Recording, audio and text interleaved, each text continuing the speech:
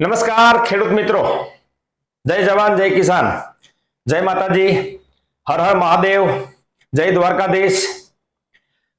આજનો મારો મિજાજ છે ને આક્રમક છે, કારણ કે મિત્રો તમે મને આવી રીતે ક્યારે વાત કરતા નહીં જોયું હોય, પણ યાર દુઃખ થાય કે ખેડૂતને આટલા વર્ષોથી વંચિત રાખવામાં આવ્યો। શેના માટે ખબર છે? જ્ઞાનથી। જો એગ્રોવાળા ખરાબ નથી, એનું કામ કરે છે, પણ કંપનીઓની માયાજાળમાં ખેડૂત કાયદેસર ફસાઈ ગયો। સરકારનો પણ વાંક છે મિત્રો એમાં। સરકારે ખેડૂતોને શીખવવું જોઈએ કે ખેતી કરવા માટે શું શું જોઈએ, ક્યાંથી કેવી રીતે ઉપલબ્ધતા હોય।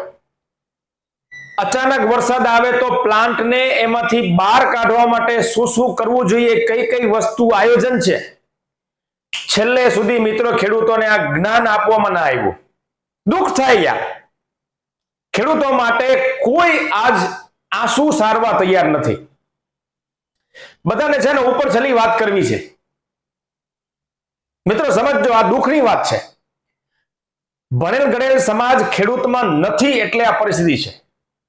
આ તમે વિચાર કરો, દરેક ખેડૂત છે એ એના છોકરાને ખેતી કરવા માટે હાજ નથી પાડતો કે ભાઈ તમે રહેવા દો, તમારાથી નહીં થાય। કેટલી મહેનત, કેટલી તન તોડ મહેનત કરી અને બે પાંદડે હજી નથી થયા। મિત્રો ખેતી વેચવી પડે, આ ભયંકર ઘટના કહેવાય। વર્ષોથી બાપ દાદાથી ખેતી કરતા આવી છે, એને જો ખેતી વેચવી પડે, ખેતીમાંથી ઉપજ ન થાય, આવક ન થાય, ભાવના કોઈ ઠેકાણા નથી, ત્યારે દુઃખ થાય મિત્રો। ખેડૂતને કેટલું લાગી આવતું હશે વિચાર તો કરો। હું ખેડૂતના દર્દને સમજી શકું છું, મેં મહેનત કરી છે એટલે મને ખબર છે,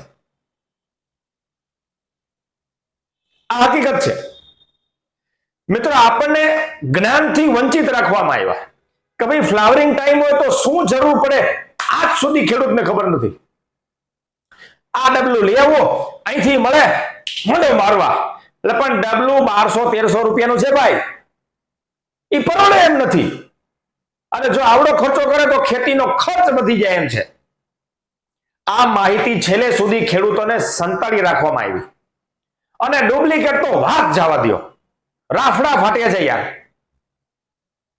સરકારની જવાબદારી આવે છે, ડુપ્લિકેટ આઈટમ બંધ કરવાની જવાબદારી એની છે।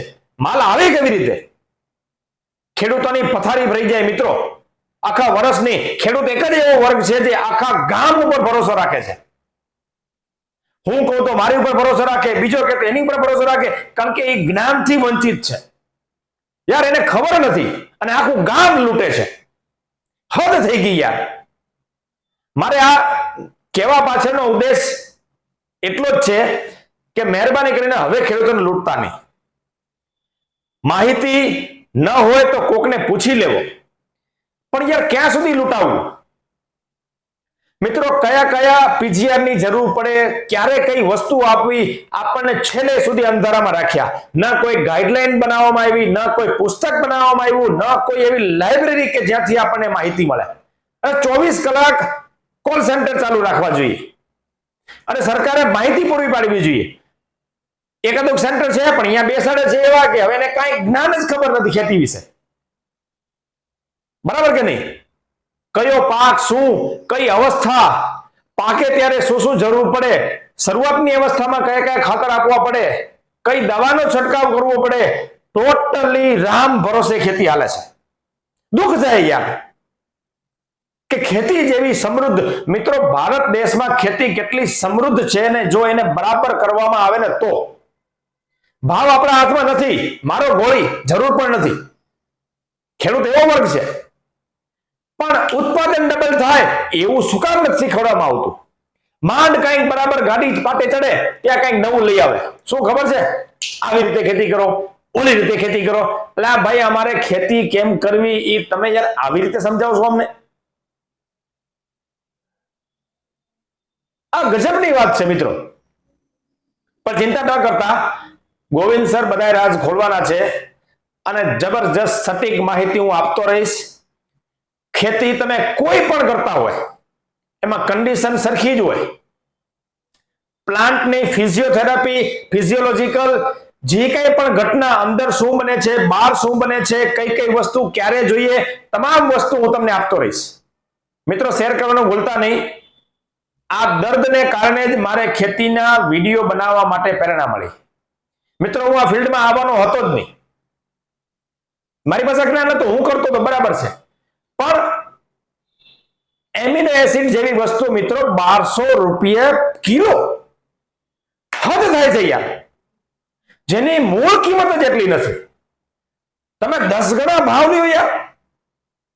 ત્યારે મેં એને ચેલેન્જ આપી, મેં કીધું હવે તું જો, મારે આ વસ્તુ કરવી છે. મારા માટે ભગવાન છે, ખેડૂતો માટે ભગવાન છે, કારણ કે એને લીધા એટલે મારો પિત્તો છટક્યો કે ભાઈ યાર તમે અમારા જેવા નથી મૂકતા તો આ સામાન્ય ખેડૂતની શું હાલત થાય. મિત્રો આવનારા વિડીયોમાં તમને રો મટીરિયલ અત્યારે અવેલેબલ નથી, એટલે 4-5 વિડીયો રેડી જ છે, પણ રો મટીરિયલ તમને ક્યાંય મળી શકે એમ નથી. જેમ કે 05234 છે, 6020 છે, એમિનો એસિડ છે, ફોલ્વિક એસિડ છે, બરાબર, પછી ઓર્ગેનિક કાર્બન છે. હું લાઈવ વિડીયો પણ બનાવીશ, તમને લાઈવ બતાવીશ કે જો આવી રીતે બને એક વસ્તુના સચોટ પરફેક્ટ માપ સાથે કેટલું સ્પ્રે કરવું, કેવી રીતે ઘરે બનાવવું, તમામ માહિતી હું તમને આપવાનો છું. પણ રો મટીરિયલ આ યુદ્ધને કારણે નથી મળતું, અને જે મળે છે એ ભાવ વધારે કે છે. મેં ના પાડી દીધી, મેં કીધું ભાઈ મારો વિડીયો મોડો આવશે, પણ રો મટીરિયલ જ માર્કેટમાં નથી ને આ ભાવે તો અમને પરવડે જ નહીં. એ ઓછા કરવા માટેનું યુદ્ધ ચાલે છે, એટલે મારે કંપની હારે મેં કીધું ભાઈ તમે આ ભાવે તમે આપો, કારણ કે એ કોઈને આપતા નથી કંપની સિવાય. મેં આ વસ્તુ કીધી છે કે મને આ જોઈએ છે, મારા ખેડૂતોને જોઈએ છે. એ ભાવ નીચા કરશે ત્યારે જ આ વસ્તુ શક્ય છે. લગભગ 3 થી 4 વખત અમારી વાતચીત થઈ ગઈ છે, અને છેલ્લી એક વખત થવાની છે, અને એને મને ભાવ છેલ્લા કહેવાના છે, કારણ કે એને હોલસેલમાં બહુ મુશ્કેલ આવે છે, પણ આપણી પાસે લાયસન્સ નથી, સમજો, એ વસ્તુ બલ્કમાં લેવા માટે. એટલા માટે થોડુંક મોડું થાય છે, બાકી એ વસ્તુની જરૂર પડશે, અને એ બહુ તાકાતવાળી વસ્તુ છે, બરાબર. બને રહેજો મિત્રો. આજનો મિજાજ મારે એટલો જ કહેવાનો હતો કે ખેડૂતોને લૂંટવાનું બંધ કરો યાર. અને બીજું, ખેડૂતો હંમેશા માહિતી માટે નવી નવી વસ્તુ જોતા રહ્યો, નવી નવી વસ્તુ અપનાવતા રહ્યો, ડાયરી બનાવો, લખો, બહુ જરૂરી છે. કઈ વસ્તુ ક્યારે આપો છો, શું છે, આડેધડ ખેતી નહીં. ખેતીને સિસ્ટમેટિકલી તમે જોશો ત્યારે ખેતીમાંથી પૈસા મળશે. આડેધડ ખેતી નથી કરવાની.